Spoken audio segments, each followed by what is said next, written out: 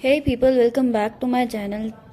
So in today's video we are going to understand standalone and consolidated statements.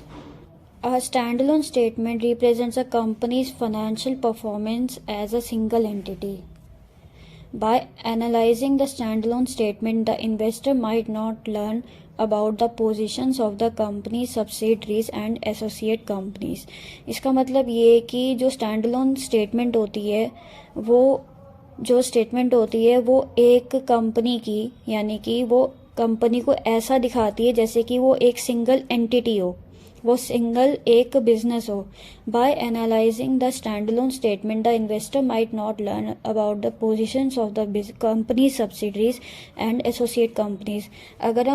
अगर हमें company के बारे में जानना है तो हम सिर्फ स्टैंडअलोन स्टेटमेंट की हेल्प नहीं ले सकते, क्योंकि उसमें हमें क्लैरिटी नहीं मिलेगी कि अगर कोई भी कंपनी, जैसे कि टाटा की हो गई, टाटा की बहुत सारी ऐसे सब्सिडरीज कंपनीज है, टाटा स्टील, टाटा मोटर्स और बहुत सारी कंपनीज है, जिसमें कि हम ये नहीं बता सकते कि कंपनी की एक्चुअल पोजीशन क्या है. हमें इसके थ्रू और भी हेल्प लेनी पड़ेगी अगर हमें कंपनी के बारे में जानना है तो. A consolidated statement contains detailed information about the company's financial performance. It has insights into subsidiary companies, associated companies, and joint ventures. If you need to access the financial reports of a large business group, you need to review a consolidated statement. It provides a better view of all the companies together. Consolidated statements वो होती है जिसमें कि पूरी एक detail होती है company के बारे में, कि उससे अगर कोई एक भी कंपनी है, वो कोई पेरेंट कंपनी है, होल्डिंग कंपनी है, या उसकी और भी कई सारी सब्सिडरी कंपनी है, उससे रिगार्डिंग भी हमें बहुत सारी इन्फॉर्मेशन मिल जाती है. अगर कोई भी कि इन्वेस्टर है, सपोज एक इन्वेस्टर है और उसको एनालाइज करना है कंपनी के बारे में, तो वो कंसोलिडेटेड स्टेटमेंट देखेगा, क्योंकि उसमें उसको बेटर व्यू मिलेगा, बेटर क्लैरिटी मिलेगी कि कंपनी कैसा परफॉर्म कर रही है. So here is the difference between standalone statement and consolidated statement.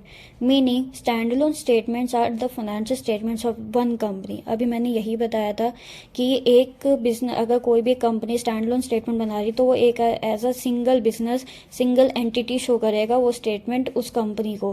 Consolidated statements are the combined financial statements of the holding company with all its subsidiary company. इसका मतलब ये है कि कंसोलिडेटेड स्टेटमेंट जो है वो एक कंपनी, कोई भी एक बड़ी कंपनी है तो अगर उससे रिलेटेड कोई भी एक सब्सिडरी कंपनी है और एसोसिएटेड कंपनी है तो उनके रिगार्डिंग भी वो इंफॉर्मेशन प्रोवाइड करेगा. Financial position reflected. Standalone statement do not reflect the financial condition of the entire group but only of the single group. Standalone statement सिर्फ आपको उस पर्टिकुलर कंपनी की इंफॉर्मेशन देगा, ना कि उससे रिगार्डिंग उसके सब्सिडरी या एसोसिएट कंपनीज के रिगार्डिंग आपको कोई भी इंफॉर्मेशन प्रोवाइड करेगा. कंसोलिडेटेड स्टेटमेंट्स आर दो statements of the company by incorporating financial statements of its subsidiaries reflect a more comprehensive financial condition of the entire group of companies. Consolidated statement आपको एक detail information देगा उस particular company के बारे में भी, और सब्सिडरी अगर कोई भी उससे जुड़ी हुई सब्सिडरी कंपनी या एसोसिएट कंपनी के बारे में, उससे भी रिगार्डिंग आपको इन्फॉर्मेशन प्रोवाइड करेगा डिटेल में. Reported by standalone financial statements all prepare by all companies. ये ज़्यादातर सब कंपनीज बनाती हैं. Consolidated financial statements are only prepared by holding companies that have one or more subsidiary. Consolidated financial statements वो companies prepare करती है जो कि एक या तो पेरेंट कंपनी है या फिर उनसे जुड़ी हुई एक से ज़्यादा सब्सिडरी कंपनीज हो.